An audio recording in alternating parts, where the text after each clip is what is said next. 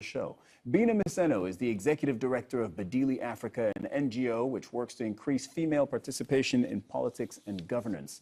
And Herman Manyora is a political analyst and professor at the University of Nairobi who voted for Raila Odinga.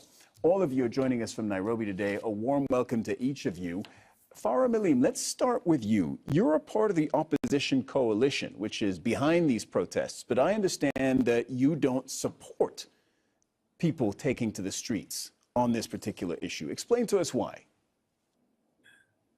Well, I don't support people taking to the streets on this occasion. Democracy, the basic, very fundamental rules of democracy is that when you go for elections and you lose an election, you allow whoever has won that election to begin running the government and doing the governance. These people have been in office now for hardly 6 months. I mean, about 7 months, I think. And usually it takes the time for the government to organize itself, and too many challenges here. In any case, it's not our business to now tell the same government who defeated us in the last election, who went ahead and even defeated us in the parliamentary elections because the speaker comes from their side, the deputy speaker comes from their side. And then again, we tell them that we went to court, the Supreme Court, we lost the matter in the court. We accepted the judgment or the ruling of the court itself. We said we're not happy with it, but we accept it.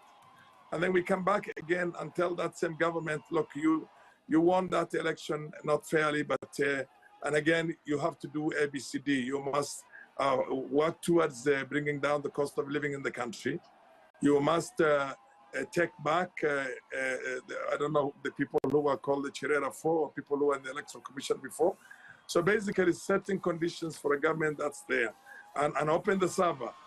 I mean, these are not things that the government can do because the servers are under the control of an independent body called the IEBC, the Independent Electoral and Boundaries Commission. So I think it's not fair. We just can't go out there into the streets because we lost the elections. We accepted the defeat. We just have to give them an opportunity for them to start running the government. And then we will begin stock taking and use whatever mistakes they make in these 5 years to inform Kenyans and for us to win the next election. Okay, there's a lot to unpack in everything you just did. So it's a good thing we have like 20 plus minutes to do that. Bina, it is not, I take Farah's point that you have to let government govern. But at the same time, the opposition is there to oppose the government. Your take on what's happening right now in the streets of Nairobi and Kisumu and other parts of the country? I think, first of all, we have to acknowledge that some of the issues being raised by the opposition during the protest are valid reasons. But then also understand that we have a political issue and we have an economic issue. And we have to see how to solve both of those issues. You know, we live in a country where we don't even trust the institutions that actually oversee election. And that forms the basis upon which people don't trust whether the elections were credible or not, even though the Supreme Court did give a ruling and say that they legitimize the election of President William Ruto.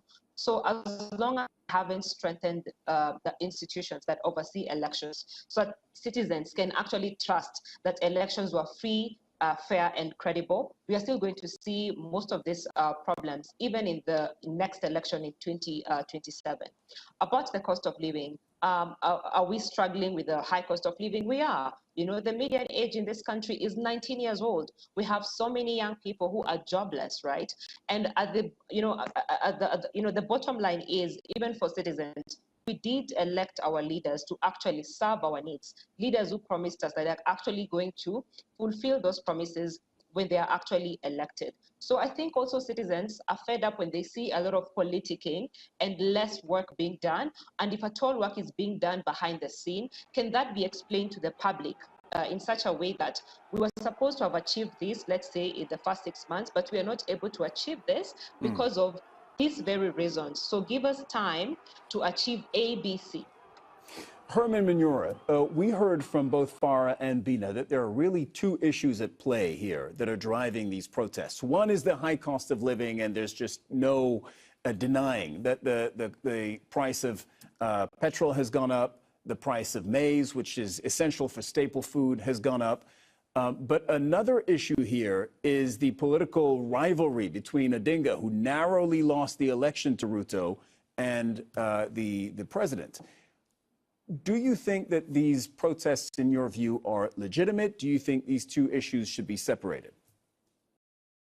Who's ready to hatch some cool pets? Click here to make your very own monster on Adapted Mind, where monsters teach you math.